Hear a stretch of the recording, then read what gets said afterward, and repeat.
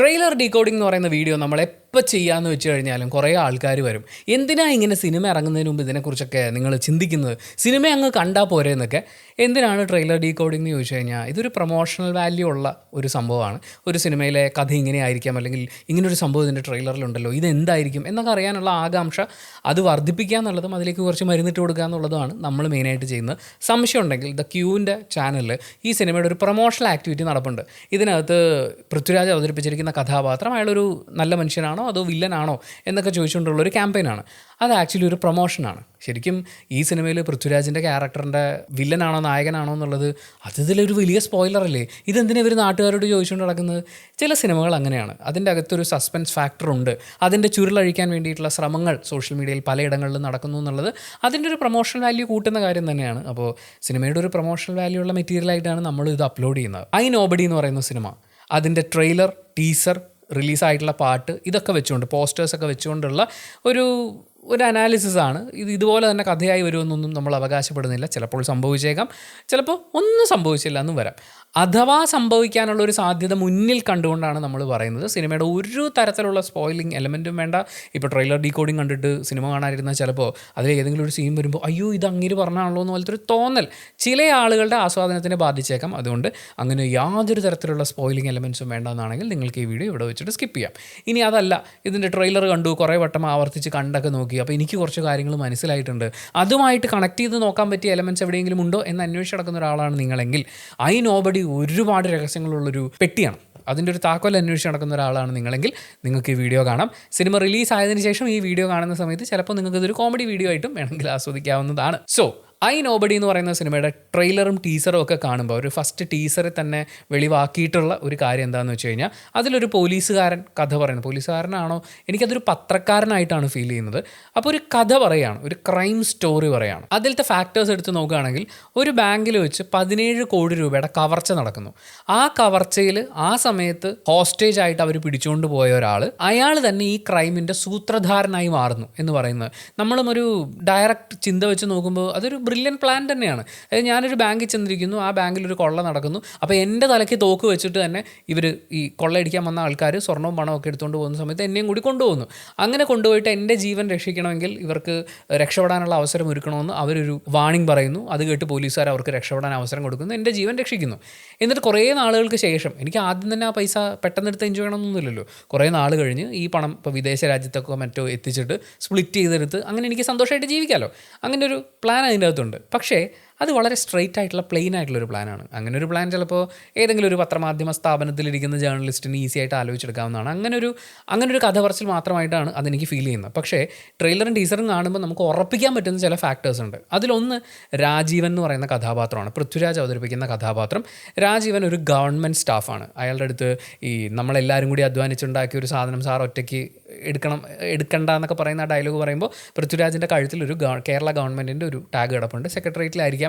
എനിക്ക് തോന്നുന്നു അയാൾ സാമ്പത്തികവുമായി ബന്ധപ്പെട്ടിട്ടുള്ള ഏതെങ്കിലും ഒരു ശാഖയിലായിരിക്കണം ജോലി ചെയ്യുന്നതെന്നാണ്. കാരണം അങ്ങനെ വരുമ്പോഴാണ് ഈ പൈസയായിട്ട് ബന്ധപ്പെട്ടിട്ടുള്ള കാര്യങ്ങളിൽ ഇയാൾക്ക് കുറച്ച് എലമെൻറ്റ്സ് വരിക. എന്തായാലും ഇയാൾ ഭയങ്കര ഷോർട്ട് ടെമ്പേർഡ് ആയിട്ടുള്ള ഒരാളാണ് എന്നാണ് എനിക്ക് ഫീൽ ചെയ്യുന്നത്. കാരണം ഇയാളെക്കുറിച്ച് പത്രത്തിൽ ഒരു വാർത്ത വരുത്തുന്ന സമയത്ത് തന്നെ പത്രക്കാർ മുഴുവൻ ഇയാളുടെ ഫ്ലാറ്റിലേക്ക് ചെല്ലുന്നു. അപ്പോൾ അവിടെ അസോസിയേഷൻ മെമ്പേഴ്സ് ആയിട്ടുള്ള ആളുകളൊക്കെ പറയുന്നത് ഇയാൾ ഫ്ലാറ്റിൽ വെച്ച് സെക്യൂരിറ്റി ഇടിച്ചിട്ടുണ്ട്, പലവട്ടം നമ്മൾ വാണിംഗ് കൊടുത്തിട്ടുള്ളതാണ്. അപ്പോൾ ഈ അസോസിയേഷൻകാരുടെയൊക്കെ കണ്ണിൽ കരടായിട്ടുള്ള ഒരാൾ ചിലപ്പോൾ അയാൾ സമാധാനമായിട്ട് സ്വന്തം ഇഷ്ടമൊക്കെ നോക്കി സന്തോഷമായിട്ട് പോകുമായിരിക്കും. ചില അസോസിയേഷനുകളിൽ എടുത്താൽ പൊങ്ങാത്ത വൃത്തികെട്ട കുറേ റൂൾസും ഉണ്ട്. സെക്രട്ടറിക്ക് മാത്രം അധീനപ്പെട്ട് ജീവിക്കുന്ന ചില സെക്യൂരിറ്റിമാർ ഭയങ്കര ശക്തമായിട്ട് അത് ഇമ്പോസ് ചെയ്യുക, നമുക്കത് ഭയങ്കര ബുദ്ധിമുട്ടാവുകയും ചെയ്യും. പലപ്പോഴും പല ആളുകൾക്ക് ചിലപ്പോൾ ഫ്ലാറ്റിൽ താമസിക്കുമ്പോൾ തോന്നിയിട്ടുണ്ടാകും ഈ സെക്യൂരിറ്റി കിട്ടി 2 കൊടുക്കണം, ഇയാൾ നീ പറയുന്നത് എന്നൊക്കെ. അതുപോലത്തെ ഒരു സിറ്റുവേഷനും ആയിരിക്കാം. എനിവേ ഇയാൾ കുറച്ച് ഷോർട്ട് ടെമ്പേർഡ് ആയിട്ടുള്ള ആളാണെന്നുള്ളൊരു ഇമേജ് ഉണ്ട്. പിന്നെ പൃഥ്വിരാജും പാർവതിയും അവരുടെ ഒരു യങ്ങർ വേർഷനായിട്ടുള്ള ഒരു ഷോട്ട് ടീസറിലുണ്ട്. അവിടെ ആ സമയത്ത് ഇവർ ഭയങ്കരമായിട്ട് ഷൗട്ട് ചെയ്യുന്നു, വഴക്കിടുന്നു. അതുപോലെ പൃഥ്വിരാജ് കുറേ പേപ്പേഴ്സൊക്കെ ഇങ്ങനെ എറിയുന്നു.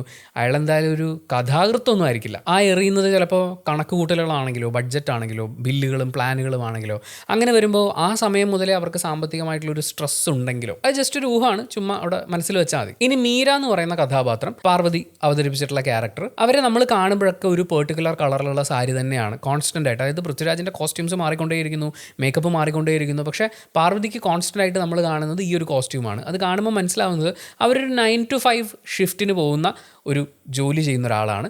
അത് മിക്കവാറും സാരിയുടെയൊക്കെ ആ ഒരു സ്ട്രക്ചർ വെച്ചിട്ട്, എൻ്റെ ഒരു പരിചയം വെച്ചിട്ട് ചിലപ്പോൾ അതൊരു ടീച്ചറായിരിക്കാം, അതല്ലെങ്കിൽ ഒരു ഹോസ്പിറ്റലിലെ PRO സ്റ്റാഫായിരിക്കാം, ചിലപ്പോൾ ഒരു തുണിക്കടയിലെ അല്ലെങ്കിൽ ഒരു സൂപ്പർ മാർക്കറ്റിലെ ഫ്ലോർ മാനേജർ എന്നൊക്കെ പറയുന്ന പോലത്തെ അങ്ങനത്തെ ഒരു തസ്തികയിലായിരിക്കും. എനിക്ക് ഹോസ്പിറ്റലിൽ വർക്ക് ചെയ്യുന്നതാവാനുള്ളൊരു സാധ്യതയാണ് മുന്നിൽ കാണാൻ പറ്റുന്നത്. അത് ചിലപ്പോൾ ഇവരെല്ലാവരും കൂടി, നമ്മൾ ഒരുപാട് സാധ്യതകൾ ആലോചിക്കുമല്ലോ, അപ്പോൾ പാർവതിക്കും കൂടി ഇതുപോലൊരു ക്രൈമിൽ പങ്കുണ്ടെങ്കിൽ ഇവരെ ഹെൽപ്പ് ചെയ്യാനൊക്കെ പറ്റുന്ന അത്യാവശ്യം നോളജബിൾ ആയിട്ടുള്ള ഒരാളെന്നുള്ള രീതിയിൽ വേണമെങ്കിൽ അങ്ങനെ നമുക്ക് കരുതാം. പക്ഷേ എനിക്ക് തോന്നുന്നില്ല പ്രൈമറിലി അവർക്ക് ഇതുപോലൊരു ക്രൈം അങ്ങനത്തെ ഒരു പരിപാടിയൊന്നും ഉണ്ടാവില്ല. അവർക്ക് അവരുടെ മക്കൾ, കുടുംബം സന്തോഷമായിട്ടിരിക്കണമെന്ന് ചിന്തിക്കുന്ന ഭയങ്കരമായിട്ട് ഫാമിലിയിൽ ഇൻവെസ്റ്റഡ് ആയിട്ടുള്ള ഒരു സ്ത്രീയാണ്. ഇവരുടെ 2 പേരുടെയും ബാങ്ക് അക്കൗണ്ട് ഉള്ളത് SSB എന്ന് പറയുന്ന ബാങ്കിലാണ്. സിനിമയിലൊക്കെ അവർക്ക് ഒറിജിനൽ പേരിടാനുള്ള ബുദ്ധിമുട്ടുണ്ടല്ലോ, അപ്പോൾ SSB എന്ന് പറയുന്ന ബാങ്കിലാണ് ഇവരുടെ അക്കൗണ്ട് ഉള്ളത്. പക്ഷേ ഈ ബാങ്ക് കവർച്ച നടക്കുന്നത് ISFC എന്ന് പറയുന്ന ബാങ്കിലാണ്. ഈ ബാങ്കിൽ രാജീവൻ്റെ ഭാര്യയ്ക്കോ അക്കൗണ്ടില്ല. പിന്നെ എന്തിനായിരിക്കും അയാൾ അങ്ങോട്ട് പോയത്? നമ്മൾ ശങ്കർ രാമകൃഷ്ണൻ അവതരിപ്പിക്കുന്ന ആ പോലീസുകാരൻ കഥാപാത്രം ചിലപ്പോൾ അയാൾ ക്രൈം ബ്രാഞ്ചോ CBIയിലേക്കൊന്നും പോകില്ല, ക്രൈം ബ്രാഞ്ചൊക്കെ ആവാനുള്ളൊരു സാധ്യതയുണ്ട്. എന്തായാലും അയാൾ ചോദിക്കുന്നുണ്ട്, താൻ പിന്നെ എന്തിനാ അങ്ങോട്ട് പോയെന്ന്. അതാണ് ഏറ്റവും പ്രധാനപ്പെട്ട ഒരു ചോദ്യം. കവർച്ച നടക്കുന്ന ദിവസം കൃത്യമായി അയാൾ ആ ബാങ്കിൽ എത്തപ്പെട്ടു എന്ന് പറയുമ്പോൾ എനിക്കവിടെ തോന്നുന്ന സാധ്യതകൾ, ഒന്നുകിൽ ഇയാൾ കൈക്കൂലിയൊക്കെ വാങ്ങുന്ന ആളായിരിക്കാം. നേരത്തെ നമ്മൾ ആ ഗവൺമെൻറ് ഓഫീസിൽ വെച്ചിട്ട് കാണുന്ന സീനില്ലേ, അതൊരു ബാങ്ക് കവർച്ചയ്ക്ക് ശേഷമുള്ള ഡയലോഗായിട്ട് എനിക്ക് തോന്നുന്നില്ല. എല്ലാവരും കൂടി അധ്വാനിച്ചുണ്ടാക്കിയ മുതലെന്ന് പറയുമ്പോൾ ഇവർ കുറച്ച് ആൾക്കാർ, ഇപ്പം ആ ചോദ്യം ചോദിക്കുന്ന കൃഷ്ണൻ ബാലകൃഷ്ണൻ എന്ന് പറയുന്ന ആർട്ടിസ്റ്റ്, പുള്ളി ടാഗ് ഇട്ടിട്ടില്ല, ഗവൺമെൻറ് സ്റ്റാഫല്ല. അപ്പോൾ ഒന്നെങ്കിൽ അയാൾ ഏതെങ്കിലും ഒരു യൂണിയൻ ഇൻ ദ സെൻസ് ഏതെങ്കിലും ഒരു രാഷ്ട്രീയ പാർട്ടിയുടെയൊക്കെ ഭാഗമായിട്ടുള്ളതോ അല്ലെങ്കിൽ കൗൺസിൽ മെമ്പറോ അങ്ങനെ എന്തെങ്കിലും ഒരു പരിപാടിയായിരിക്കാം. ഗവൺമെൻറ് സ്റ്റാഫും എല്ലാവരും കൂടി ചേർന്നെന്ന് പറയുമ്പോൾ ചിലപ്പോൾ റെയ്ഡ് നടത്തിയെന്ന് മുക്കിയതോ അങ്ങനെ എന്തെങ്കിലും ആവാം. എന്തായാലും അങ്ങനെയുള്ള കുറച്ച് കാര്യങ്ങൾ ഉണ്ടെന്ന് പറയുമ്പോൾ ചിലപ്പോൾ ഇയാൾ കൈക്കൂലി വാങ്ങുന്ന ആളായിരിക്കാം. അങ്ങനെ കൈക്കൂലിയുടെ മറ്റ് പരിപാടികളൊക്കെ അതൊന്ന് ആസൂത്രണം ചെയ്യാൻ വേണ്ടിയിട്ടോ വേറൊരാളുടെ പേരിലൊരു അക്കൗണ്ട്, സാധ്യതകളുണ്ടല്ലോ. അതല്ലെങ്കിൽ ഇയാളുടെ ഈ പെട്ടെന്ന് ചൂടാവുന്ന തല്ലുന്ന സ്വഭാവമൊക്കെ വെച്ചിട്ട് എനിക്ക് തോന്നുന്നൊരു വെയ്ഗായിട്ടുള്ളൊരു കണക്ഷനാണ്. ഇതിനകത്ത് ഈ അസോസിയേഷൻ മെമ്പേഴ്സ് സംസാരിക്കുന്ന സമയത്ത് ഒരാളെ മാത്രം നമ്മൾ ഒന്നിൽ കൂടുതൽ തവണ കാണുന്നുണ്ട്. ആ ആളുടെ പ്രത്യേകത എന്താണെന്ന് വെച്ചാൽ, പൃഥ്വിരാജ് ഫ്ലാറ്റിൻ്റെ സെക്യൂരിറ്റി ജീവനക്കാരനെ ഇടിക്കുന്നൊരു ഷോട്ട് ടീസറിൽ വെച്ചിട്ടുണ്ട്. ആ ഇടി അങ്ങോട്ട് കൊടുത്തതിന് ശേഷം പൃഥ്വിരാജിനും ഇടി കിട്ടുന്നുണ്ട്. പക്ഷേ ഇടിയെല്ലാം കഴിഞ്ഞിട്ട് അവർ വീണ്ടും ലിഫ്റ്റ് ഓപ്പൺ ചെയ്യുമ്പോൾ പൃഥ്വിരാജ് ഭയങ്കര സാഡായിട്ട് ഇങ്ങനെ നിൽപ്പുണ്ട്. അന്നേരവും പുറകിൽ ഈ പുള്ളി നിൽപ്പുണ്ട്. അപ്പോൾ ഇയാളുടെ ഈ പറയുന്ന സെക്യൂരിറ്റി ആയിട്ടുള്ള ഇടി അത് തടഞ്ഞ് അയാളെ പിടിച്ച്, അതുപോലെ ഈ അസോസിയേഷനിൽ ഇയാളുടെ മുന്നോട്ടുള്ള പോക്ക് ഭയങ്കര ബുദ്ധിമുട്ടാക്കുന്ന രീതിയിൽ സ്വാഭാവികമായിട്ടും ഇയാളുടെ ഭാര്യയോടും മക്കളോടും ഒക്കെ ചിലപ്പോൾ ഈ അസോസിയേഷൻ മെമ്പേഴ്സ് എന്തെങ്കിലുമൊക്കെ പറയാൻ ചാൻസ് ഉണ്ട്. അപ്പോൾ അതൊക്കെ അയാളെ മാനസികമായിട്ട് ബാധിക്കും. എനിക്ക് ആ മനുഷ്യൻ്റെ ഡ്രസ് കോഡ് കണ്ടിട്ട് അയാളൊരു ബാങ്ക് മാനേജറാണ് എന്ന് വിശ്വസിക്കാൻ തോന്നി. നമുക്ക് മാക്സിമം തലവേദന തന്നുകൊണ്ടിരിക്കുന്ന ഒരാൾക്ക് 2 ഇടി കൊടുക്കാമെന്ന് വിചാരിച്ചിട്ട് ഇപ്പോൾ രാജീവൻ എന്ന് പറയുന്ന ക്യാരക്ടർ ഫ്ലാറ്റിലെ സെക്യൂരിറ്റി ഇടിച്ചു എന്നൊക്കെ പറയുമ്പോൾ അയാൾ ചിലപ്പോൾ അങ്ങനെ ചിന്തിക്കാനുള്ളൊരു സാധ്യതയുണ്ട്. അതല്ലെങ്കിൽ ഈ സിനിമയിലെ പോലീസുകാർ സംശയിക്കുന്ന പോലെ തന്നെ ഇവിടെ ഒരു കൊള്ള നടക്കും എന്നറിഞ്ഞുകൊണ്ടാണ് അയാൾ അവിടെ വന്നത്. ഒന്നുകിൽ അയാൾ ആ കൊള്ളയുടെ സൂത്രധാരനായിരിക്കാം, ഈ ആൾക്കാരെയൊക്കെ വെച്ച് ഇത് പ്ലാൻ ചെയ്തത് അയാളായിരിക്കാം. അല്ലെങ്കിൽ ഇങ്ങനൊരു കൊള്ള നടക്കാൻ പോകുന്നുണ്ട് എന്നുള്ളത് ഏതെങ്കിലും ഒരു രീതിയിൽ അറിഞ്ഞിട്ട് അവിടെ എത്തിപ്പെട്ടിട്ടുള്ള ആളായിരിക്കാം. അതൊരു പ്രധാനപ്പെട്ട ചോദ്യമാണ്. ആ ചോദ്യത്തിന് അവിടെ നിർത്തിക്കൊണ്ട് നമ്മൾ ടീസറിലെ ആദ്യത്തെ ഷോട്ട് കാണുമ്പോഴേ പൃഥ്വിരാജ് ഒരു ബ്രൗൺ കളർ ഷർട്ട് ഇട്ടിട്ട് ഈ ബാങ്കിൻ്റെ ISFC ബാങ്കിൻ്റെ ഫ്രണ്ടിൽ നിൽക്കുകയാണ്. അന്നേരം അങ്ങേരുടെ കയ്യിലൊരു തോക്കുണ്ട്. ഇയാളൊരു ഗവൺമെൻറ് സെർവൻ്റ് ആണ്, തോക്ക് കയ്യിലുണ്ടാവേണ്ട സാധ്യത. ഇതല്ലാതെ പൃഥ്വിരാജിൻ്റെതായിട്ട് നമ്മൾ മെയിനായിട്ട് ഈ സിനിമയിൽ കാണുന്നത് 2 ഫൈറ്റുകളാണ്.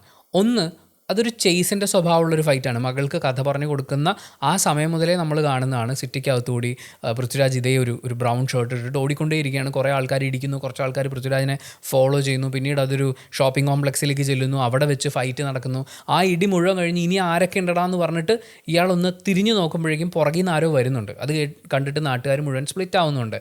മിക്കവാറും അത് പോലീസ് വരുന്നതായിരിക്കാം. എന്തായാലും അതൊരു മെയിൻ ഫൈറ്റ്. പിന്നെ നമ്മൾ കാണുന്നത് ഒരുപാട് നാട്ടുകാരുമായിട്ട് ഇയാൾ രാത്രി സമയത്ത് ഉണ്ടാകുന്നൊരു ഫൈറ്റാണ്. അത് ട്രെയിലറിലും ടീസറിലും പല കട്ട്സായിട്ടാണ് ഇട്ടിരിക്കുന്നത്. ബേസിക്കലി നാട്ടുകാർ മുഴുവൻ ചുറ്റും കൂടുന്നു, ഇയാൾ അവരോട് പ്രതികരിക്കുന്നു, അവരെല്ലാവരും കൂടി ഇങ്ങനെ എടുത്തിട്ട് ഇടിക്കുന്നു, ഇങ്ങനെ പ്രതിരോധത്തിന് വേണ്ടിയിട്ട് തിരിച്ചു പിടിക്കുന്നു. പക്ഷേ അത് എന്തിനാണെന്ന് ചോദിച്ചു കഴിഞ്ഞാൽ ചിലപ്പോൾ ഈ ബാങ്ക് കൊള്ളയിൽ ഇയാളാണ് സൂത്രധാരൻ എന്ന് പറയുന്നൊരു കിംവദന്തി പടർന്നു കഴിഞ്ഞാൽ ആ ബാങ്കിൽ പൈസ ഇട്ടിരുന്ന ആൾക്കാർ അവർ ചിലപ്പോൾ ഇയാളെ ചോദ്യം ചെയ്തേക്കാം. ഇനി അതല്ലെങ്കിൽ ഒരുപാട് ആൾക്കാർ പൃഥ്വിരാജിനെ ഇങ്ങനെ ക്യാമറയിൽ ഇങ്ങനെ എടുക്കുന്ന സമയത്ത് ഇയാൾ ഞെട്ടിത്തിരിഞ്ഞ് ചുറ്റും നോക്കുന്നതായിട്ടൊക്കെ കാണുന്നുണ്ട്.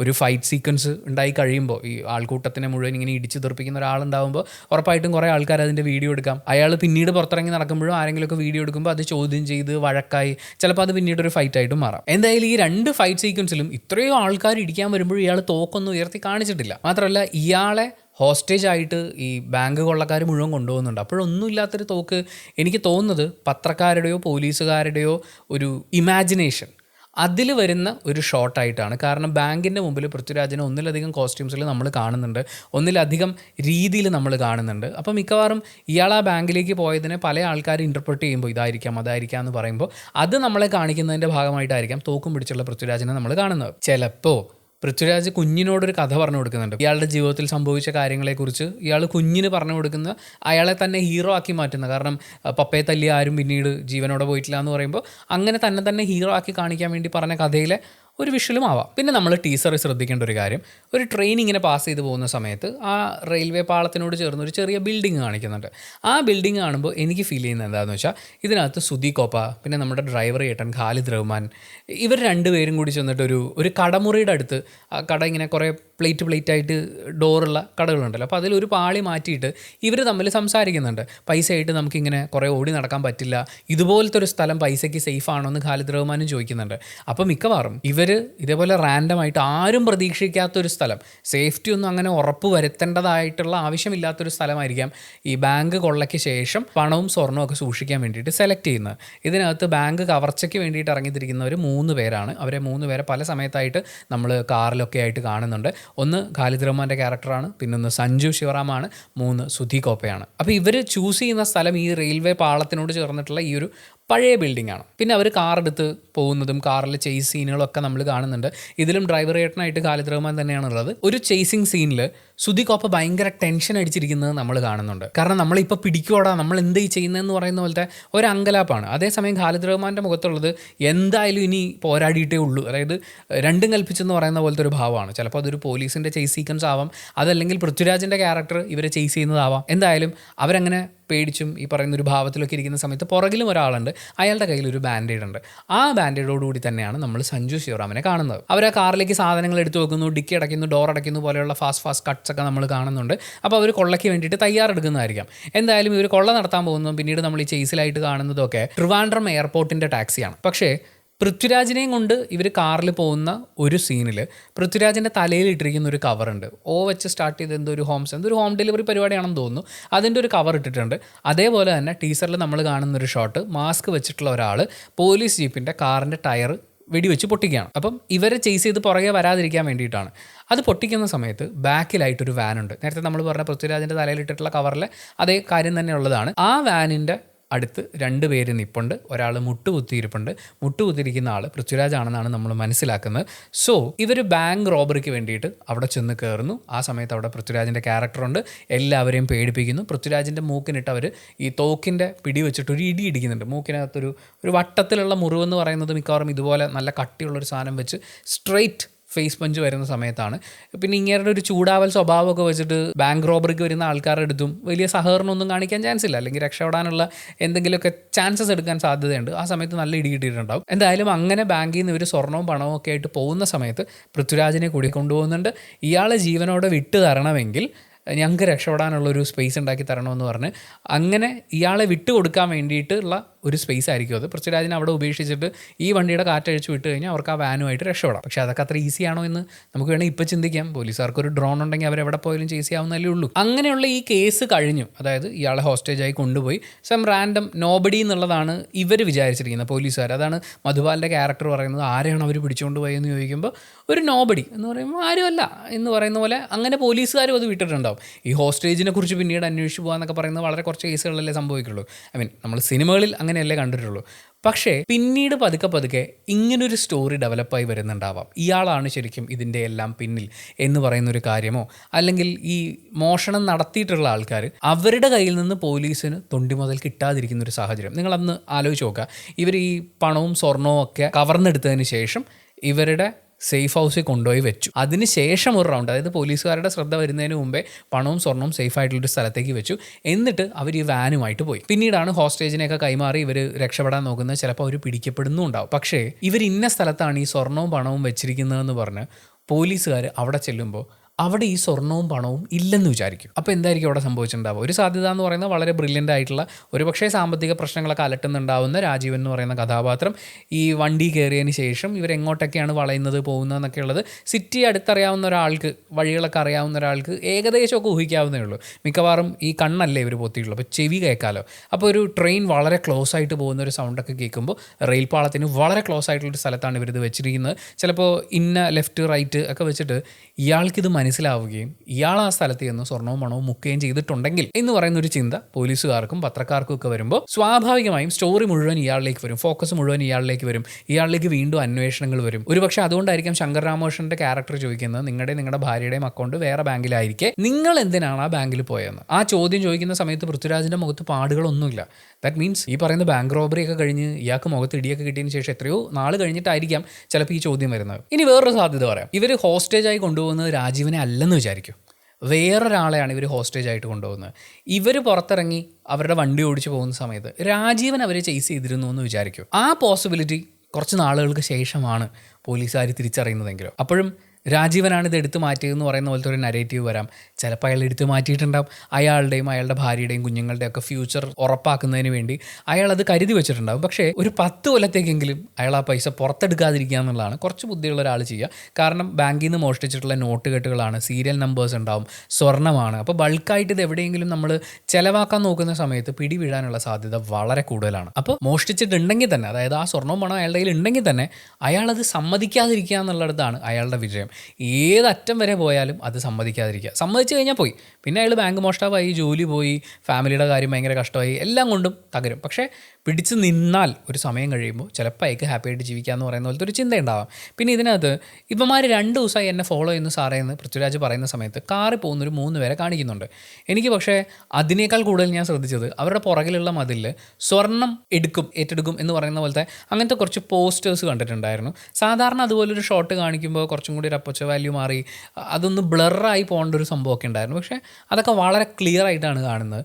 ഇനി അങ്ങനൊരു മാർഗ്ഗത്തിലൂടെ അയാൾ, കാരണം ഇങ്ങനെയുള്ള ആളുകൾ സ്വർണം കളക്ട് ചെയ്യുമ്പോൾ അവരതിന് സോഴ്സ് കാണിക്കുക എന്ന് പറയുന്നത് എല്ലായ്പ്പോഴും ഒന്നും ഉണ്ടാവില്ല. ഒരുപാട് കള്ളപ്പണം അല്ലെങ്കിൽ കള്ള സ്വർണ്ണത്തിനൊക്കെയുള്ള സാധ്യതയുള്ളൊരു സ്പേസാണ്. അത് നമ്മളെ കാണിച്ചു തന്നൊരു ഡയറക്ടർ ബ്രില്യൻസ് ആയിരിക്കുമോ ട്രെയിലറിലേക്ക് കട്ട്. ഇനി ടീസറിൽ കണ്ട ചിലപ്പോൾ നമ്മൾ അധികം ശ്രദ്ധിക്കാൻ സാധ്യതയില്ലാത്ത കുറച്ച് കാര്യങ്ങൾ പറയാം. ഹക്കീം ഷായുടെ കഥാപാത്രം, നമ്മുടെ പുറകിലെ നീലവെളിച്ചം അണഞ്ഞിരിക്കുകയാണ് സുഹൃത്തുക്കളെ. അപ്പോൾ ഹക്കീം ഷായുടെ കഥാപാത്രം, നമ്മൾ ഇയാളെ ടീസർ കാണുമ്പോൾ പുള്ളി ഒരു ടീഷർട്ടൊക്കെ ഇട്ടിട്ടിരുന്നാണ് പറയുന്നത്. അയാളുടെ കയ്യിൽ നിന്ന് ഈ പൈസ നമ്മൾ നേടിയെടുക്കണമെങ്കിൽ നല്ലോണം കഷ്ടപ്പെടേണ്ടി വരുമെന്നുള്ളത്. അയാളൊരു പോലീസ് ഉദ്യോഗസ്ഥനാണ്, വലിയ റാങ്കിലുള്ള പോലീസുകാരനൊന്നുമല്ല, മധുപാലിലും താഴെയാണെന്നാണ്, അതായത് മധുപാലിൻ്റെ കഥാപാത്രത്തിലും താഴെയാണെന്നാണ് ഞാൻ മനസ്സിലാക്കുന്നത്. അതിനുശേഷം ശങ്കർ രാമകൃഷ്ണൻ്റെ ക്യാരക്ടറൊക്കെ വരുന്നുണ്ട്. പുള്ളി യൂണിഫോം ഇട്ടിട്ടുള്ള ഷോട്ടുകളൊന്നും തന്നെ ഇല്ല. അപ്പോൾ ഒരു വലിയ പോസ്റ്റിലേക്ക് എത്തി, ഇപ്പോൾ യൂണിഫോം വേണ്ടാന്നുള്ള അങ്ങനെ എന്തെങ്കിലുമൊക്കെ ആയിരിക്കാം. എന്തായാലും ഇവരൊക്കെ ഈ പൈസയുടെ പുറകെ അന്വേഷിക്കാനുണ്ടല്ലോ. മെയിനായിട്ടുള്ളൊരു കേസ് നടക്കുമ്പോൾ കമ്മീഷണർക്കൊക്കെയാണ് അതിൽ ഭയങ്കര പ്രഷർ വരിക.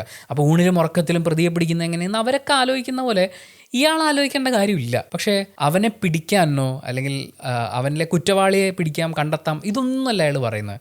അത് മേടിച്ചെടുക്കാനാണ് പറയുന്നത്. മാത്രമല്ല നിഷാന്ത് സാഗറിൻ്റെ ക്യാരക്ടർ, രാജീവൻ്റെ കയ്യിൽ സമ്പാദിക്കാത്ത കുറച്ച് സ്വത്തുണ്ടോ എന്നൊക്കെ ഇയാൾ ചോദിക്കുന്ന സമയത്ത് ഇയാൾ ഇരിക്കുന്നൊരു സ്ഥലമുണ്ട്. പിന്നീടും ഫോണിൽ ഇങ്ങനെ സംസാരിക്കുന്ന സമയത്ത് പുള്ളി നിൽക്കുന്ന ആ ഒരു വീട് ഒരു മഞ്ഞ കളർ പെയിൻ്റൊക്കെ അടിച്ചിട്ടുള്ള ഒരു സ്ഥലമാണ്. ഏതാണ്ട് അതേ സ്ഥലത്ത് തന്നെയല്ലേ ഹക്കീം ഷായും ഇരിക്കുന്നതെന്നാണ് എനിക്ക് ഫീൽ ചെയ്തൊരു കാര്യം. സോ ഇങ്ങനൊരു ബാങ്ക് കവർച്ച നടക്കുമ്പോൾ പോലീസിൻ്റെ പ്രോട്ടോക്കോൾ എന്തായിരിക്കും? പോലീസിലേക്ക് ഈ ബാങ്കിൽ നിന്ന് ഇപ്പം ഒരു കൊള്ള നടക്കുന്നു എന്ന് തോന്നിക്കഴിഞ്ഞാൽ അവർക്ക് അലാം അടിക്കാനുള്ള സിറ്റുവേഷനൊക്കെ ഉണ്ടല്ലോ. അപ്പോൾ അത്തരം സെക്യൂരിറ്റി സിസ്റ്റംസ് എന്തൊക്കെയാണ് എന്ന് കൃത്യമായി ഈ ബാങ്ക് റോബറി നടത്തുന്ന ആളുകൾക്ക് പറഞ്ഞു കൊടുക്കാൻ ഒരു പോലീസുകാരനുണ്ടെങ്കിൽ റോബറി വളരെ കുറച്ചും കൂടി ഈസി ആയിരിക്കും. ഈവൻ പോലീസുകാരെ തന്നെ ഡൈവേർട്ട് ചെയ്ത് വിടാൻ ആ ഗ്രൂപ്പിൽ ഒരു പോലീസുകാരനുണ്ടെങ്കിൽ വളരെ എളുപ്പമാണ്. അങ്ങനൊരു സാധ്യത ഇതിനകത്തുണ്ടല്ലോ. ഹക്കീം ഷായും ഈ റോബറിയിൽ ഒരു ഭാഗമാവുന്നു. പിന്നെ ഇതിനകത്ത് സുധികോപ്പ് അവതരിപ്പിക്കുന്ന കഥാപാത്രത്തിനെ നമ്മൾ ആദ്യം പൈസ ഇങ്ങനെ കൂടെ കൊണ്ടു നടക്കുന്ന അത്ര സേഫ് അല്ല എന്ന് പറയുന്ന സമയത്ത് പുള്ളിയുടെ ഒരു മീശയും താടിയും എല്ലാ ഷേപ്പൊക്കെ വെച്ചിട്ട് ഒന്നെങ്കിൽ ഒരു പോലീസുകാരനായിരിക്കാം, അല്ലെങ്കിൽ ഒരു ബാങ്ക് സ്റ്റാഫ്, അല്ലെങ്കിൽ ഒരു സെയിൽസ് ജോലിയൊക്കെ ചെയ്യുന്ന ഒരാൾ എന്ന് പറയുന്ന പോലത്തെ ഒരു ഫീലാണ്. കാര്യം അത്രയും ക്ലീൻ ഷേവ് ആയിട്ട് നിൽക്കുകയാണല്ലോ. പിന്നീട് ഖാലിദ് റഹ്മാൻ ഓടിക്കുന്ന കാറിൽ പുള്ളി ഇരിക്കുന്ന സമയത്ത് പുള്ളിയുടെ കഴുത്തിലൊരു ടാഗ് കിടപ്പുണ്ട്. ആ ടാഗ് എനിക്ക് കണ്ടിട്ട് ഒരു ബാങ്ക് പോലെയൊക്കെയാണ് ഫീൽ ചെയ്യുന്നത്. എന്തായാലും പോലീസുകാരനല്ല, നന്നായി ഡ്രൈവ് ചെയ്യാൻ അറിയാവുന്ന വളരെ സ്കിൽഫുൾ ആയിട്ടുള്ള ഒരു ഡ്രൈവർ ഇതുപോലൊരു സിറ്റുവേഷൻ, ഈ ബാങ്കുമായി ബന്ധപ്പെട്ടിട്ടുള്ള കാര്യങ്ങളെക്കുറിച്ചൊരു ധാരണയുള്ള ഒരാൾ, പിന്നെ പോലീസ് എങ്ങനെയാണ് ഈ കേസിൽ വർക്ക് ചെയ്യാന്നുള്ള ധാരണയുള്ള ഒരാൾ, പിന്നെ അത്യാവശ്യം ക്രിമിനൽ പരിപാടികളൊക്കെ ആസൂത്രണം ചെയ്യാൻ പറ്റുന്ന ഒരാൾ, ഇതൊക്കെ കൺട്രോൾ ചെയ്യാൻ വേണ്ടിയിട്ട് ഇവർക്ക് വേണ്ടുന്ന നിർദ്ദേശം കൊടുക്കാൻ നിഷാന്ത് സാഗറിനെ പോലെ ഒരാൾ. അങ്ങനെ വരുമ്പോൾ ഇത് ആക്ച്വലി ഒരു ഗ്രൂപ്പാണ്. 3 പേര് മാത്രമായിട്ട് ബാങ്ക് കൊള്ളയടിച്ചിട്ട് പൈസ ആയിട്ട് നമുക്ക് മുങ്ങിക്കളയാന്ന് വെച്ചാൽ അങ്ങനെ ഈസി ആയിട്ട് മുങ്ങാനൊന്നും പറ്റില്ല. പോലീസുകാർ അവരൊരു സർക്കിൾ അങ്ങ് വരയ്ക്കും, എന്നിട്ട് ഫുൾ ചെക്കപ്പിന് അങ്ങ് ഇറങ്ങും. ഇത്രയും ലോഡ് കണക്കിന് സ്വർണവും പണമായിട്ട് മുങ്ങുക എന്ന് പറയുന്നത് ഇറ്റ്സ് നോട്ട് ഈസി. അങ്ങനെ ഇരിക്കുമ്പോൾ ഈ പണം രാജീവനാണ് മുക്കിയതെന്നൊരു തോന്നൽ വന്നു കഴിഞ്ഞാൽ പിന്നെ പോലീസുകാർ വെറുതെ വിടുമോ? ഇവരുടെ ഒരു ടോട്ടൽ ഗ്രൂപ്പിൻ്റെ അറ്റാക്ക് ആയിരിക്കും ഇയാൾക്ക് നേരെ ഉണ്ടാവുക. ഇതിനകത്ത് എനിക്ക് വളരെ ഇമ്പോർട്ടൻ്റ് ആയി തോന്നുന്നൊരു കഥാപാത്രം അശോകൻ അവതരിപ്പിക്കുന്ന ക്യാരക്ടറാണ്. ടീസറിലും പുള്ളി ഒരു തൊപ്പി വെച്ച് നിൽക്കുന്നൊരു ഷോട്ടുണ്ട്. ട്രെയിലറിൽ വരുവാണെങ്കിലും പുള്ളി ഒരു ഡോറ് തുറന്ന് അകത്തേക്ക് ഇങ്ങനെ കഴുത്ത് നീട്ടി നോക്കുന്നുണ്ട്. അത് നമ്മുടെ രാജീവൻ, പൃഥ്വിരാജിൻ്റെ ഫ്ലാറ്റാണ്. അയാളുടെ ഫ്ലാറ്റിലേക്ക് ഇയാളിങ്ങനെ എത്തി നോക്കുകയാണ്. ചിലപ്പോൾ ആ ഫ്ലാറ്റിൽ തന്നെ താമസിക്കുന്ന ആളായിരിക്കാം, അതല്ലെങ്കിൽ ഇയാളെ അന്വേഷിച്ച് വന്നിട്ടുള്ള ഒരാളായിരിക്കാം. ഏറ്റവും നമ്മൾ ശ്രദ്ധിക്കേണ്ട ഒരു കാര്യം എന്ന് വെച്ചാൽ പൃഥ്വിരാജ് ഈ മൂക്കും മുഖവും തലയെല്ലാം മുറിഞ്ഞ് ഇരിക്കുന്ന ഒരവസ്ഥയിൽ ഒരാളെ വീട്ടിൽ കയറി അടിക്കുന്നുണ്ട്. അത് നമ്മൾ നേരത്തെ പറഞ്ഞ ഹക്കിം ഷാ ഇരിക്കുന്ന, നിഷാന്ത് സാഗർ ഇരിക്കുന്നു എന്ന് തോന്നുന്ന അതേപോലത്തെ ഒരു മഞ്ഞ ഭിത്തിയുള്ള ഒരു വീടിനകത്ത് കയറിയിട്ടാണ് അടിക്കുന്നത്. ആ അടിക്കുന്ന സമയത്ത് പൃഥ്വിരാജിൻ്റെ ബാക്കിൽ ബ്ലറായിട്ട് നമുക്ക് അശോകനെ കാണാൻ പറ്റും. സോ അശോകൻ പൃഥ്വിരാജിനെ അങ്ങോട്ടേക്ക് ലീഡ് ചെയ്തതാണ്, അങ്ങോട്ടേക്ക് എത്തിച്ചിട്ടുള്ളതാണ്. അയാളുടെ കൂടെ ഒരു സ്ത്രീയും കൂടി നമുക്ക് കാണാൻ പറ്റും. അതും കൂടി ചേർത്ത് വെച്ച് നോക്കുമ്പോൾ അശോകനും ഫാമിലിയും അവരുടെ രണ്ടുപേരുടെയും ക്യാരക്ടേഴ്സ് അത് ഭയങ്കരമായിട്ട് അഫക്റ്റ് ചെയ്തിട്ടുണ്ട്. ഒരു പക്ഷേ ഇയാളെ അവിടെ എത്തിക്കുക എന്ന് പറയുന്നത് അത് ഞാൻ ചെയ്യണം എന്ന് പറയുന്നൊരു അങ്ങനെ ചെയ്യുന്നതായിരിക്കാം. അല്ലെങ്കിൽ ഈ രാജീവനും കൂടി ഈ ക്രൈമിൻ്റെ ഭാഗമായിട്ടുണ്ടെങ്കിൽ എന്ന് വെച്ചാൽ ഇവർ മോട്ടിച്ച പണം പുള്ളി മുക്കിയിട്ടുണ്ടെങ്കിൽ അതിൻ്റെ സാക്ഷിയോ മറ്റോ ഒക്കെ ആവാൻ സാധ്യതയുള്ളൊരു ക്യാരക്ടറാണ് അശോകൻ്റെ ക്യാരക്ടർ. ഇവർ ഈ കട നോക്കി വെക്കുന്ന റെയിൽവേ പാളത്തിനോട് ചേർന്നിട്ടുള്ള ആ സ്പേസ് ഉണ്ടല്ലോ, ആ സ്പേസ് അറിയാനും അത് രാജീവനുമായിട്ട് ഡിസ്കസ് ചെയ്യാനും സാധ്യതയുള്ളൊരു ക്യാരക്ടറായിട്ട് നമുക്ക് അശോകനെ കാണാം. അതുപോലെ ശ്രദ്ധിക്കേണ്ട ഒരു സിംഗിൾ ഷോട്ട് എന്ന് പറഞ്ഞാൽ പൃഥ്വിരാജ് ഈ വീടിൻ്റെ അകത്തിരിക്കുകയാണ്. പുള്ളിയുടെ ഫ്ലാറ്റിനകത്ത് ഇങ്ങനെ ഇരിക്കുമ്പോൾ ഒരു പാവ കെട്ടിപ്പിടിച്ചിട്ടായിരിക്കുന്നത്. ഈ പാവ ഇയാളുടെ ഇളയ മോളുടെയാണ്. അയാൾ ആ വീട്ടിൽ ഒറ്റയ്ക്കാവുന്നൊരു മൊമെൻ്റ് ഉണ്ട്. എൻ്റെ കുട്ടികൾ, എൻ്റെ ഫാമിലി, ഇതാണ് എൻ്റെ ഏറ്റവും ഇമ്പോർട്ടൻസ് എന്നൊക്കെ പറയുന്ന പാർവതി ഭർത്താവിനെ തനിച്ചാക്കി പോകണമെങ്കിൽ ഉറപ്പായിട്ടും അവരുടെ മക്കളിൽ ഒരാൾക്ക് നേരെ ഒരു ഭീഷണി ഉണ്ടാവേണ്ടത് ആവശ്യമാണ്. അങ്ങനെ വന്നാൽ മാത്രമേ അവർ ഭർത്താവിൽ നിന്ന് മാറേണ്ട കാര്യമുള്ളൂ. അല്ലെങ്കിൽ അയാളും കൂടി ചേരുന്നതാണല്ലോ ആ ഫാമിലി. അതിനെ എങ്ങനെയും പ്രൊട്ടക്റ്റ് ചെയ്ത് കൂടെ നിൽക്കാൻ വേണ്ടിയിട്ടല്ലേ അവർ ശ്രമിക്കുള്ളൂ. അവിടെയാണ് നമ്മൾ കുറച്ച് കാര്യങ്ങൾ ശ്രദ്ധിക്കേണ്ടത്. ഇവിടെ നമ്മുടെ പൃഥ്വിരാജിൻ്റെ ക്യാരക്ടർ ഒരു ബ്രൗൺ ഷർട്ടും കണ്ണടയൊക്കെ ഇട്ടിട്ട് കുറേ ആൾക്കാരെ ചേസ് ചെയ്ത് അവരെ ഇടിക്കാൻ പോകുന്നതും അങ്ങനെയുള്ള കുറച്ച് സീക്വൻസുകളൊക്കെ നമ്മൾ കാണുന്നുണ്ട്. ടീസറിലും ട്രെയിലറിലും ഒക്കെ അവർ സെപ്പറേറ്റ് ആയിട്ടാണ് ഇട്ടിട്ടുള്ളത്. അങ്ങനെ വളരെ നിറഞ്ഞു നിൽക്കുന്നൊരു ഫൈറ്റാണ്. ഇതേ കോസ്റ്റ്യൂമിൽ ഇരിക്കുന്ന സമയത്താണ് പാർവതിയുടെ ക്യാരക്ടർ പൃഥ്വിരാജിൻ്റെ ക്യാരക്ടറിനോട് സംസാരിക്കുമ്പോൾ മീര, എനിക്കൊരു തെറ്റ് പറ്റി, പക്ഷേ അത് ശരിയാക്കാൻ എനിക്ക് കുറച്ച് സമയം വേണം എന്ന് രാജീവൻ പറയുന്നത്. അപ്പോൾ മീര പറയുന്നുണ്ട്, നിൻ്റെ ആ മിസ്റ്റേക്ക് അല്ലേ അത് ഇവിടെ വന്നിരിക്കുന്ന പോലീസുകാർക്കെല്ലാം മനസ്സിലായി എന്നുള്ളതാണ്. അത് പറയുന്ന അതേ കോസ്റ്റ്യൂമിൽ, അങ്ങനെ നമുക്ക് ഉറപ്പിച്ച് പറയാൻ പറ്റില്ല, കാരണം പാർവതി എല്ലാ സീനിലും ഒരേ കോസ്റ്റ്യൂമാണല്ലോ. പക്ഷേ ഏതാണ്ട് അതേ കോസ്റ്റ്യൂമിൽ, കാര്യം മുഖത്ത് വെള്ളമൊക്കെ ഒഴിച്ച് ഒരു ടെൻഷൻ അടിച്ച് അങ്ങനത്തെ ഒരു സിറ്റുവേഷനിലാണ് നമ്മൾ പാർവതി പൃഥ്വിരാജിനെ ഫോൺ ചെയ്യുന്ന ആ സീക്വൻസിൽ കാണുന്നത്. ഇതേപോലൊരു ടെൻഷനുമായിട്ട് അവർ ആ വീട്ടിലെ ഡൈനിങ് ഹാളിൽ ഇരിപ്പുണ്ട്. അപ്പോൾ കുറേ പോലീസുകാർ അവിടെ നിൽപ്പുണ്ട്, വനിതാ പോലീസ് അടക്കം കുറച്ച് പോലീസുകാർ നിൽപ്പുണ്ട്. ആ പോലീസുകാരിൽ പലരും ലാപ്ടോപ്പൊക്കെ ഈ ഡൈനിങ് ടേബിളിൻ്റെ മുകളിൽ വെച്ച് അതിൽ എക്സ്റ്റൻഷൻ ബോക്സ് ഒക്കെ എടുത്തിട്ട് ഭയങ്കരമായിട്ട് ചെക്ക് ചെയ്തുകൊണ്ടിരിക്കുകയാണ്. ഇവർക്ക് രാജീവൻ പൈസ കൊണ്ടുപോയത് നേടിയെടുക്കണം എന്നാണെങ്കിൽ, അതിന് വേണ്ടിയിട്ടാണെങ്കിൽ അയാളുടെ വീട്ടിൽ തന്നെ പോയി ലാപ്ടോപ്പും തുറന്നിരിക്കേണ്ട കാര്യമില്ലല്ലോ. ഇവർ അവരുടെ ഓഫീസിൽ തുറന്നു വെച്ചിട്ട് രാജീവനെ അങ്ങോട്ട് വിളിച്ചാൽ പോരെ. പക്ഷേ ഇവരെ സഹായിക്കാൻ വേണ്ടിയിട്ടാണ് പോലീസുകാർ അവിടെ എത്തിയിരിക്കുന്നത്. ഒരു പക്ഷേ എനിക്ക് ഫീൽ ചെയ്യുന്നത് അങ്ങനെയാണ്. ഈ രാജീവൻ്റെയും മീരയുടെയും മകളെ, മൂത്ത മകളെ അവരാരെങ്കിലും തട്ടിക്കൊണ്ടു പോകുന്നുണ്ടാവും. ചിലപ്പോൾ ഈ ബാങ്ക് കൊള്ളയുടെ ഭാഗമായിട്ടായിരിക്കാം. അല്ലെങ്കിൽ രാജീവൻ്റെ ഈ ചൂടൻ സ്വഭാവത്തിൻ്റെ ഭാഗമായിട്ട് അയാൾ മകളെയും പിക്ക് ചെയ്തുകൊണ്ട് വരുന്ന സമയത്ത് എപ്പോഴെങ്കിലും ഇവരുമായിട്ട് അടിയുണ്ടാവുകയും ഈ കുട്ടിയെ കാണാതാവുകയോ അല്ലെങ്കിൽ അതിനെ തട്ടിക്കൊണ്ടു പോവുകയോ ചെയ്യുന്ന പോലത്തെ ഒരു സാഹചര്യം ഉണ്ടാവാം. എനിക്കൊരു മിസ്റ്റേക്ക് പറ്റിയെന്ന് പറയുമ്പോൾ അയാൾ മുമ്പ് ചെയ്ത കൈക്കൂലി അടക്കമുള്ള എന്തെങ്കിലും ക്രൈമിൻ്റെ ഭാഗമായിട്ടുള്ള ഇടിയായിരിക്കാം. കാരണം രാജീവൻ്റെ മിസ്റ്റേക്ക് എന്താണെന്ന് പോലീസുകാരും കൂടി അറിയുന്നു എന്ന് പറയുമ്പോൾ അയാളൊരു ക്രൈം ചെയ്തിട്ടുണ്ട്, പോലീസിനെ പേടിക്കേണ്ട ഒരു ക്രൈം ചെയ്തിട്ടുണ്ട്. പക്ഷേ പോലീസുകാർ ലാപ്ടോപ്പും കൊണ്ട് ഇയാളുടെ വീട്ടിൽ വന്നിരിക്കണമെങ്കിൽ അത് മറ്റാരെയോ ചേസ് ചെയ്യാൻ വേണ്ടിയിട്ടാണ്. അപ്പോൾ ഈ പെൺകുട്ടിയെ, മൂത്ത മകളെ കാണാതാവുന്നൊരു സാഹചര്യവും അവിടെ നിന്നൊരു റാൻസം കോൾ വരാനുള്ളൊരു സ്പേസ്. കാരണം ഇതിനകത്ത് പാർവതി ഒരു ഫോൺ നോക്കിയിട്ട് ടെൻഷൻ അടിക്കുന്നൊരു സീനുണ്ട്. തൊട്ടടുത്ത് പോലീസുകാർ നിൽപ്പുണ്ട്, പുറകിൽ മീഡിയ ഉണ്ട്. ബാങ്ക് മോഷണ കേസിലെ പ്രതിയെന്ന് സംശയിക്കപ്പെടുന്ന ഇപ്പോൾ പോലീസുകാരും മാധ്യമങ്ങളും വേട്ടയാടിക്കൊണ്ടിരിക്കുന്ന ഒരാൾ അയാളുടെ മകളെ തട്ടിക്കൊണ്ടുപോയിരിക്കുന്നു എന്ന് പറയുന്ന പോലത്തെ ഒരു വാർത്ത വന്നാലും ഇതേപോലെ മാധ്യമങ്ങൾ കൂടും. അതല്ലാതെ ഒരു സ്കൂളിൽ പഠിക്കുന്ന പെൺകുട്ടിയെ കാണാനില്ല എന്ന് പറയുമ്പോൾ മാധ്യമങ്ങൾ വരാം. എന്തായാലും അങ്ങനെ ഈ പെൺകുട്ടിയെ കാണാതാവുകയും ഒരു റാൻസം കോൾ വരുന്ന സമയത്ത് അതിനെ ട്രാക്ക് ചെയ്യാൻ വേണ്ടിയിട്ടായിരിക്കും പോലീസുകാരിയിരിക്കുന്നതെന്ന് പറയുന്ന പോലത്തെ ഒരു സംശയം എനിക്ക് തോന്നി. അതിനോട് ചേർത്ത് വെക്കേണ്ട ഒരു ഷോട്ട് എന്താണെന്ന് വെച്ചാൽ ഈ മൂത്ത മകളായിട്ട് അഭിനയിക്കുന്ന കുട്ടി ഒരു ചെയറിലിരിപ്പുണ്ട്, ഒരു പ്ലാസ്റ്റിക് ചെയറാണ്. രാജീവൻ്റെ വീട്ടിലുള്ള മറ്റ് ചെയറൊക്കെ വെച്ച് നോക്കുമ്പോൾ അങ്ങനെ ഒരു ചെയർ അവർ ആ വീട്ടിൽ വാങ്ങിച്ചിടാനുള്ള സാധ്യതയില്ല. എനിക്ക് ആ പുറകിലിരിക്കുന്ന അലമാരി കാണുന്ന സമയത്തും അതൊരു പഴയ മോഡൽ അലമാരിയാണ്, മിക്കവാറും പോലീസ് സ്റ്റേഷനിലൊക്കെ നമ്മൾ കാണുന്ന പോലത്തെ ഒന്ന്.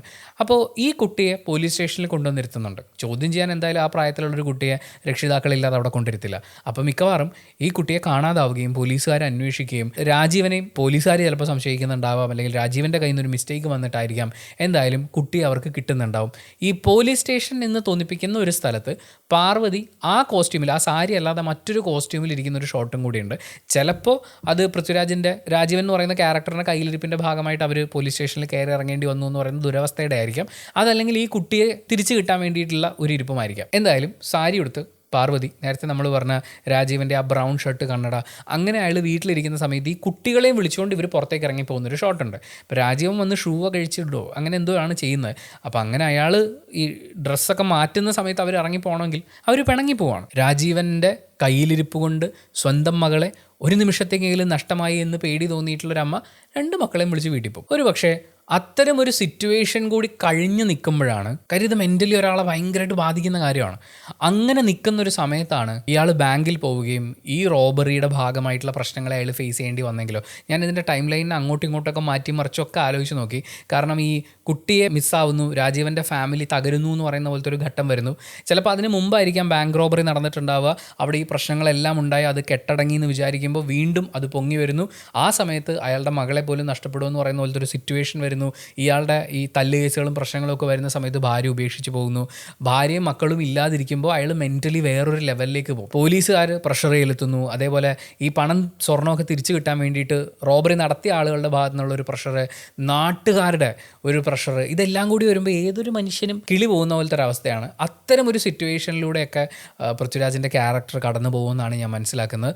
ചിലപ്പോൾ ഈ ടൈം ലൈനിൽ ഒരു ചെറിയ വ്യത്യാസം എന്താണെന്ന് വെച്ചാൽ ഫാമിലി ഇയാളിൽ നിന്നൊരു ഡിസ്റ്റൻസ് ഇടുന്നതിന് ശേഷമായിരിക്കാം ഈ ബാങ്ക് റോബറിയും അതുമായി ബന്ധപ്പെട്ടിട്ടുള്ള പ്രശ്നങ്ങളും ഉണ്ടാവുക. ഇതിൽ ശങ്കർ രാമകൃഷ്ണൻ്റെ ക്യാരക്ടർ പറയുന്നുണ്ട് അയാളോട് സറണ്ടർ ചെയ്യാൻ പറ. സോ റോബറിക്കൊക്കെ ശേഷമാണ് ഈ കുട്ടി അതുമായി ബന്ധപ്പെട്ടിട്ടുള്ള ഇഷ്യൂസൊക്കെ ഉണ്ടാവുക. ഇതിൽ പൃഥ്വിരാജിൻ്റെ ക്യാരക്ടർ ഈ കുട്ടികൾ പഠിക്കുന്ന സ്കൂളിൻ്റെ ഫ്രണ്ടിൽ ഒറ്റയ്ക്കൊരു മരത്തിൻ്റെ ചുവട്ടിലിരിക്കുന്നത് നമുക്ക് കാണാൻ പറ്റും.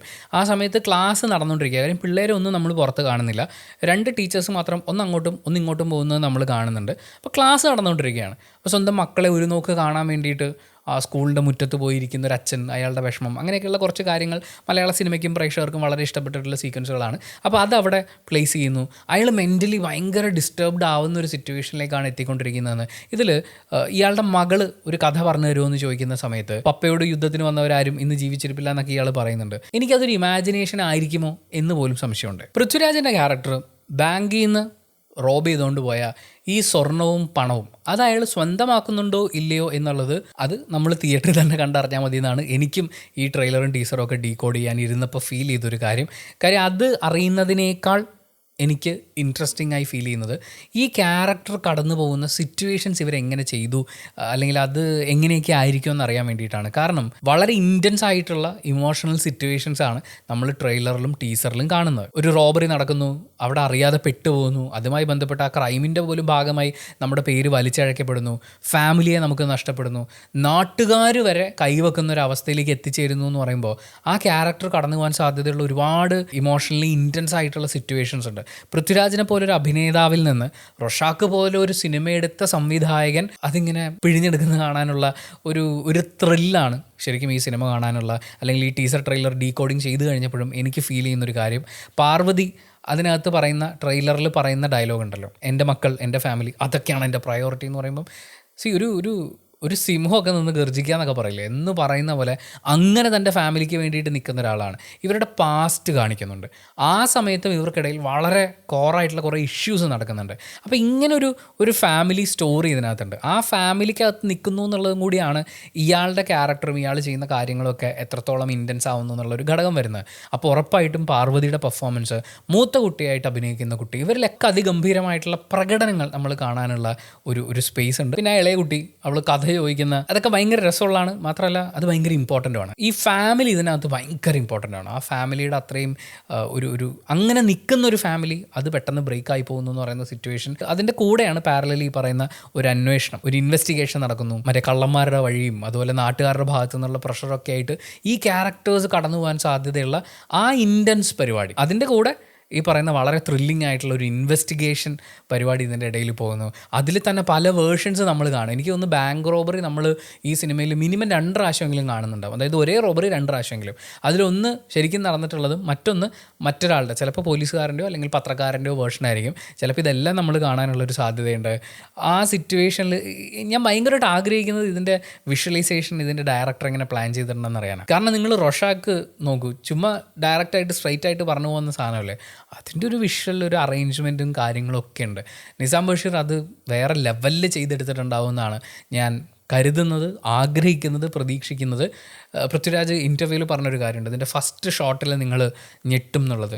എനിക്ക് തോന്നുന്നു ആ ഫസ്റ്റ് ഷോട്ട് നമ്മൾ കാണാൻ പോകുന്നത് ബാങ്ക് റോബറി ആയിരിക്കും. പൃഥ്വിരാജ് തോക്കുമായിട്ട് കയറി ചെല്ലുന്നു, അവിടെ നടക്കുന്ന കാര്യങ്ങൾ, അങ്ങനത്തെ കുറേ കാര്യങ്ങളൊക്കെ ആയിട്ട് നമ്മളെ ആദ്യം കാണിച്ച ശേഷം പിന്നീട് ഇവരുടെ ലൈഫിലേക്കൊക്കെ പോകുന്നു എന്ന് പറയുന്ന പോലെ അങ്ങനൊരു സാധ്യതയുണ്ട്. അറിയില്ല, ഇതുവരെ നമ്മൾ കണ്ടിട്ടില്ലാത്ത തരം ഒരു കഥ പറച്ചിൽ പാറ്റേൺ ഈ സിനിമയ്ക്ക് ഉണ്ടാവും എന്ന് പറയുന്ന പോലത്തെ ഒരു പ്രതീക്ഷയുണ്ട്.